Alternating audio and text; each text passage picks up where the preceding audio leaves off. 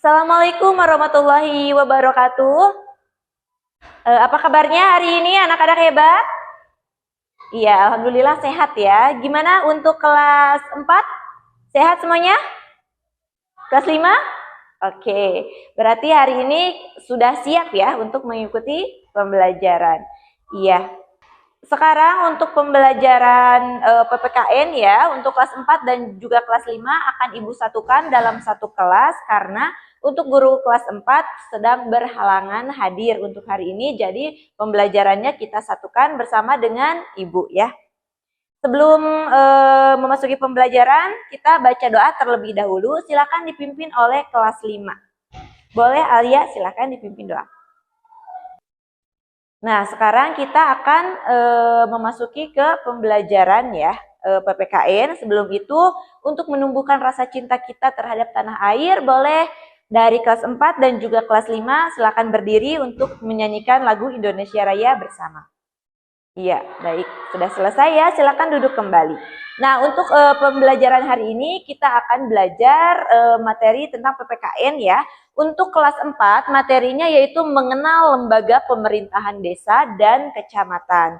Adapun untuk kelas 5 yaitu mengenai sejarah terbentuknya NKRI.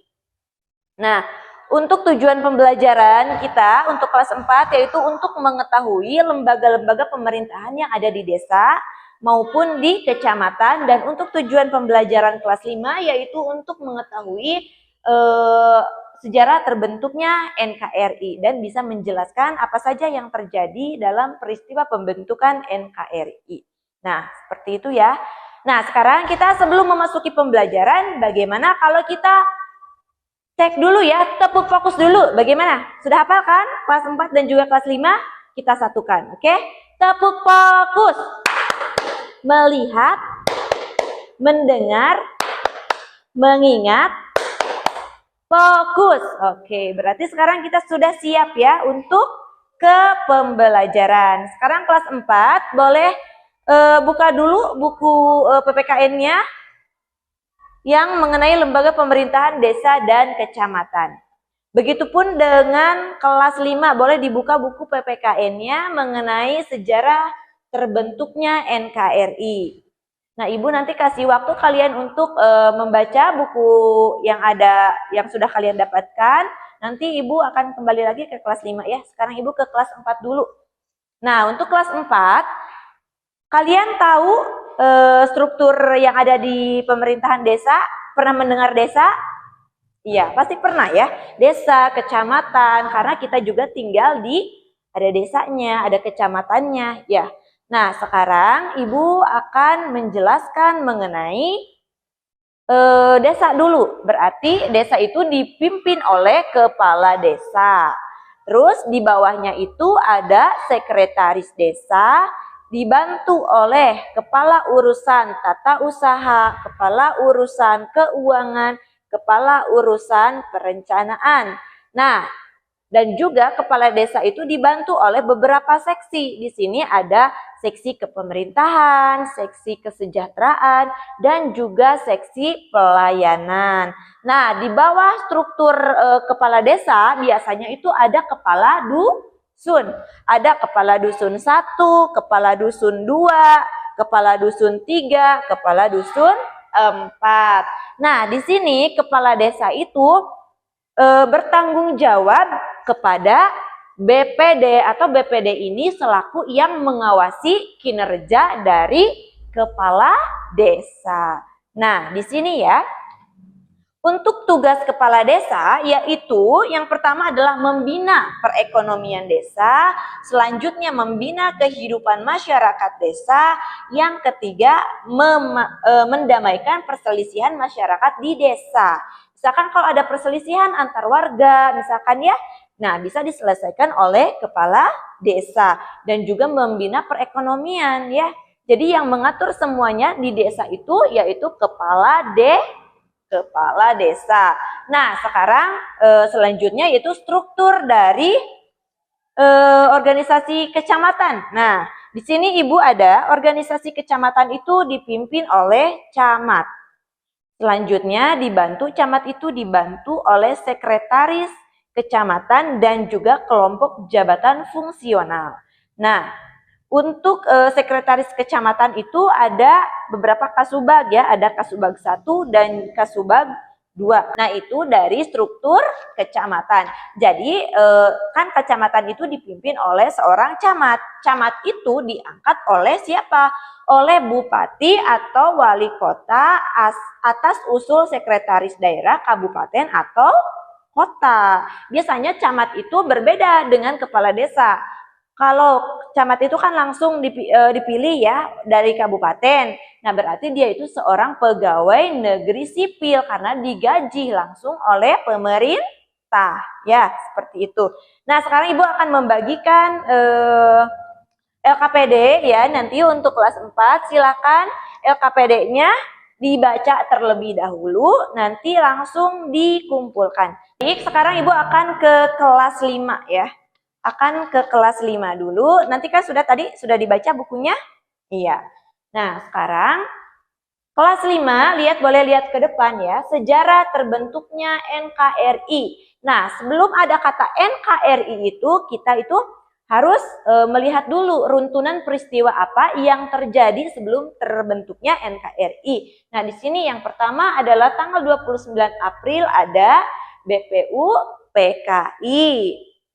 Jadi BPU PKI ini untuk merumuskan atau merumuskan ya bagaimana agar negara Indonesia ini merdeka.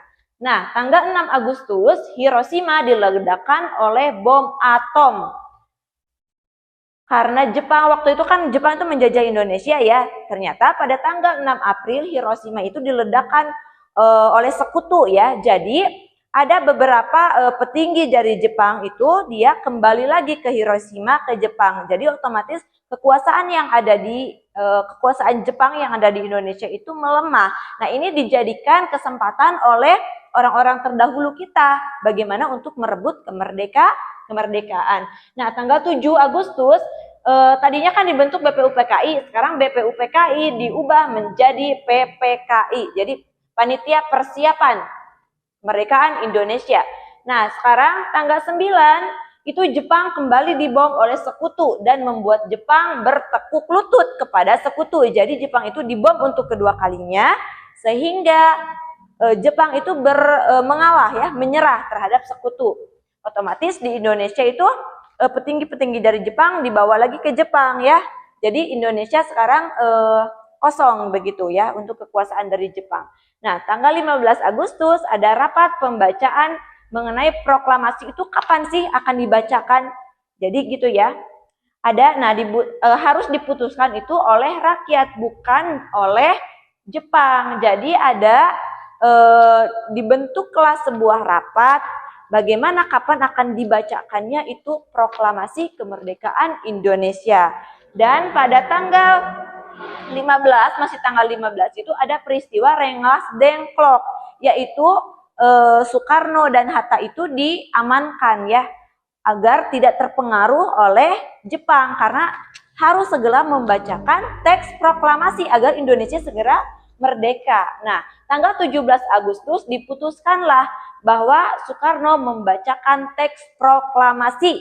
Nah, dikenal sekarang kan hari kemerdekaan Indonesia adalah 17 Agustus. Nah, seperti itu. Selanjutnya tanggal 18. Nah, mengangkat presiden siapa? Insinyur Soekarno dan wakil presiden Muhammad Hatta. Dan juga ditetapkannya Undang-Undang 1945 dan dibentuk Negara Kesatuan Republik Indonesia. Nah, itu tadi ya. Bagaimana sejarah terbentuknya NKRI berarti tidak terlepas dari bagaimana perjuangan pahlawan kita zaman dulu untuk merebut kemerdekaan. Nah, ini adalah tanggal-tanggal penting sehingga terbentuknya NKRI. Oke? Nah, gitu. Sekarang Ibu akan membagikan LKPD untuk kelas 5. Nah, baik. Tadi Ibu sudah mengambil LKPD dari kelas 4 ataupun kelas 5.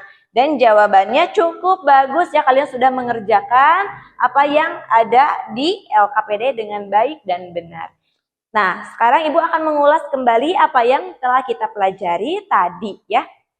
mengenai lembaga pemerintahan desa dan kecamatan. Jadi kalau desa itu dipimpin oleh kepala desa. Kalau kecamatan dipimpin oleh camat. Nah, betul. Sekarang ke kelas 5.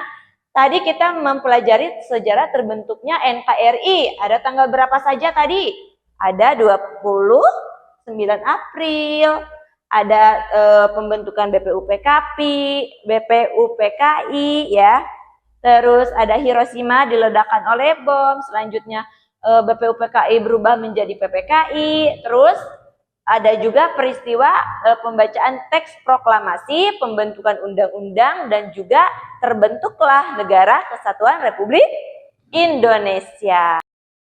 Baik, itu tadi pembelajaran kita hari ini. Alhamdulillah semuanya sudah mengerti dan paham ya mengenai untuk kelas 4 mengenai pembelajaran mengenai lembaga pemerintahan desa dan kecamatan, dan untuk kelas 5 sejarah terbentuknya NKRI. Semoga apa yang kita pelajari hari ini bermanfaat bagi kalian di masa depan.